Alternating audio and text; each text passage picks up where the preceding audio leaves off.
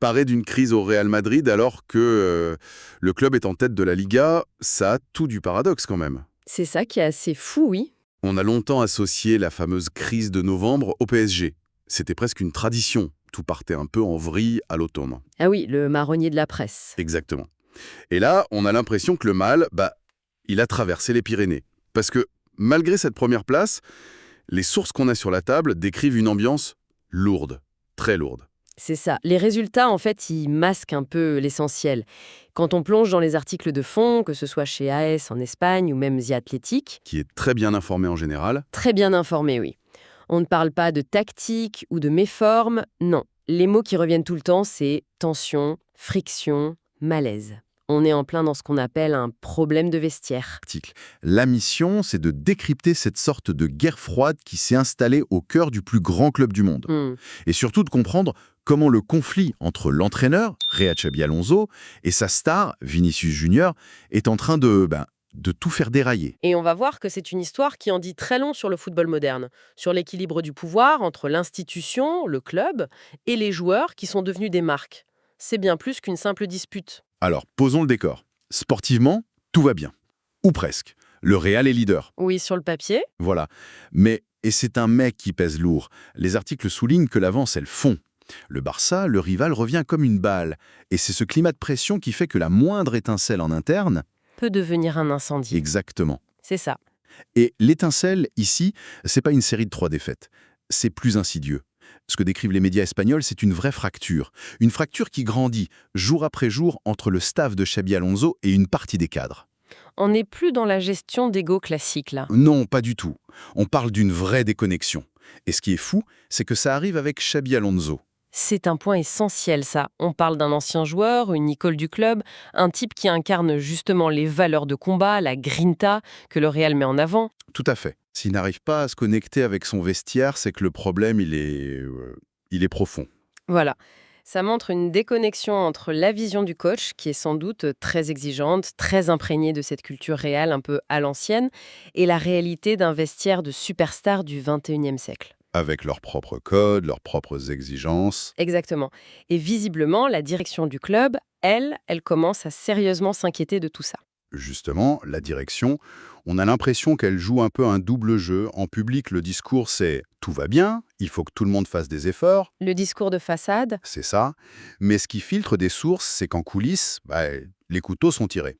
Et les critiques sont assez virulentes envers certains joueurs. Le mot qui est utilisé dans un des articles est très très fort. Les dirigeants seraient préoccupés de voir des joueurs baisser les bras à la moindre difficulté. Pour un club comme le Real Madrid, c'est plus qu'une insulte suprême. C'est l'antithèse de l'ADN du club, de la fameuse remontada. C'est accuser certains de ne plus avoir la flamme, de ne plus être des joueurs Real Madrid dans l'esprit. Et même si personne n'est nommé officiellement, c'est un secret de polichinelle. Tous les regards se tournent vers un duel, Xavi Alonso contre Vinicius Junior. On est au cœur du réacteur. Complètement. C'est le point de rupture. La relation entre les deux est décrite comme allant de glaciale à carrément conflictuelle. Certains analystes cités dans les papiers suggèrent même que ça se voit sur le terrain. Ah oui. Oui, un Vinicius moins tranchant, moins libre, moins créatif dans son jeu. Un joueur de ce talent, s'il n'est pas en osmose avec son coach, ça peut gripper toute la machine. Et ce qui rend la situation encore plus explosive, c'est le timing. On ne parle pas d'un jeune qui débute ou d'un vétéran en fin de parcours. Vinicius, il a 25 ans. C'est ça. C'est la période charnière, comme le disent les sources. Ce sont les années où un joueur de ce calibre est censé être au sommet de son art. C'est prime years, comme on dit. Voilà, là où il transforme son potentiel en domination mondiale. Et c'est précisément à ce moment-là que son contrat, qui court jusqu'en 2027, est sur la table pour être prolongé. Les discussions, ça faisait des mois qu'elles duraient. Autant dire que ce conflit, c'est jeter une allumette dans une poudrière. C'est exactement ça. Bon, parlons-en de ces négociations. Parce que c'est là que la guerre froide devient un problème très concret, qui se chiffre en centaines de millions. Ah bah oui. D'après ce qu'on lit, les pourparlers sont au point mort. La version officielle du club, c'est que les exigences financières du clan Vinicius sont trop élevées. C'est la version de façade, ça. Classique. Bien sûr. Mais quand on creuse un peu, on comprend la logique derrière.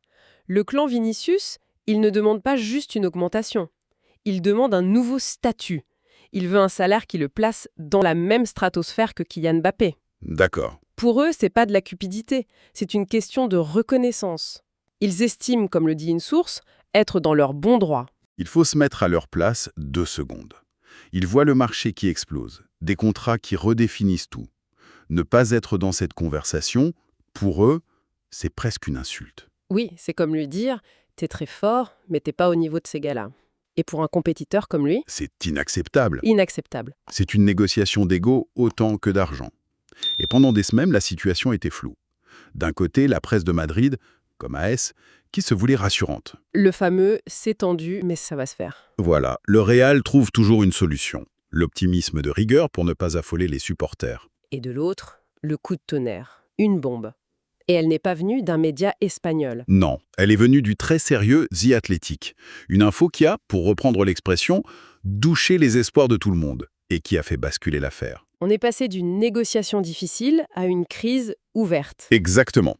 Là, la diplomatie, c'était terminé. Fini. Donc, on passe de « les négociations sont compliquées » à une révélation qui change tout. Et cette révélation, elle est brutale. The Athletic affirme que Vinicius Junior a informé le Real Madrid, officiellement, qu'il ne renouvellera pas son contrat. Point. C'est un non. C'est un non ferme. Ce n'est plus une question de chiffres ou de durée. Franchement, pour un joueur de ce niveau, aller au clash aussi directement, c'est du jamais vu, ou presque. C'est une déclaration de guerre, oui. Mais, Une déclaration avec une clause de sortie bien précise. c'est-à-dire ? Ce n'est pas un « non, je veux partir à tout prix », c'est un « non, pas dans ces conditions ». La source est très claire là-dessus. Il ne prolongera pas tant que ses relations avec l'entraîneur, Xabi Alonso, resteront tendues. C'est un ultimatum, à peine voilé. C'est soit lui, soit moi. Et le plus fou, c'est la manière. C'est pas une fuite organisée par son agent dans la presse. Non, non. Le message aurait été transmis en personne, directement au grand patron, Florentino Pérez, lors d'une réunion fin octobre. Ah oui, quand même. Ça montre le sérieux de la démarche. C'est un move de joueur qui se sert en position de force. Ce qui pose la question à $1 million, est-ce que c'est une stratégie de négo ultra agressive ou une conviction profonde?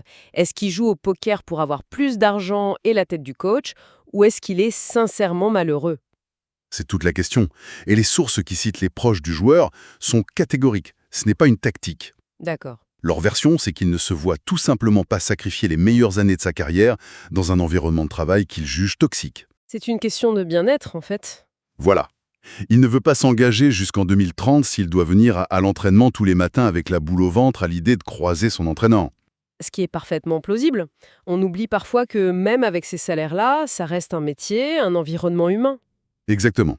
Et la réaction du club est tout aussi intéressante. Apparemment, cette décision n'a pas surpris la direction. Ils ont dû sentir le vent tourner. Et ils ne sont pas nés de la dernière pluie. Non. Mais ça ne veut pas dire qu'ils ne sont pas inquiets. Au contraire, cette confirmation a déclenché l'alerte rouge en interne. On imagine la scène.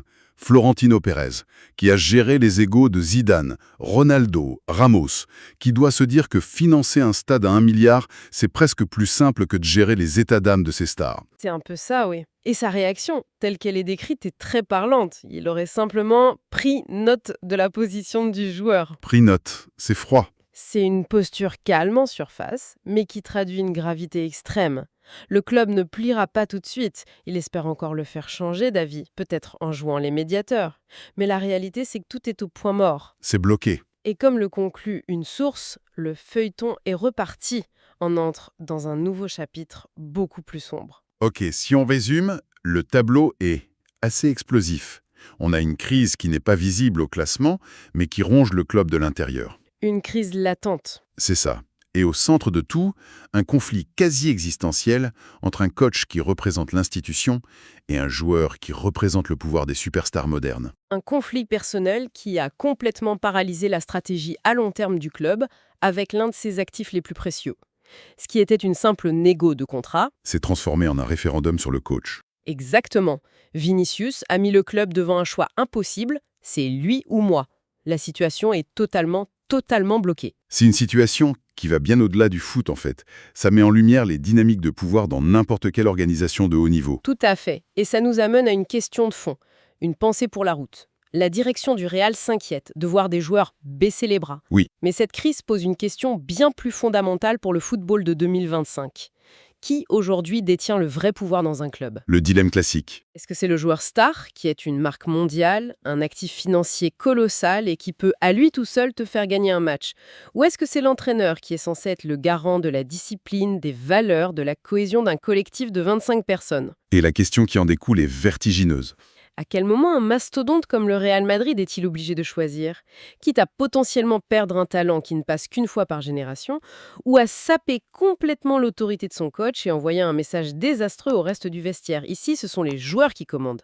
C'est un casse-tête sans bonne réponse.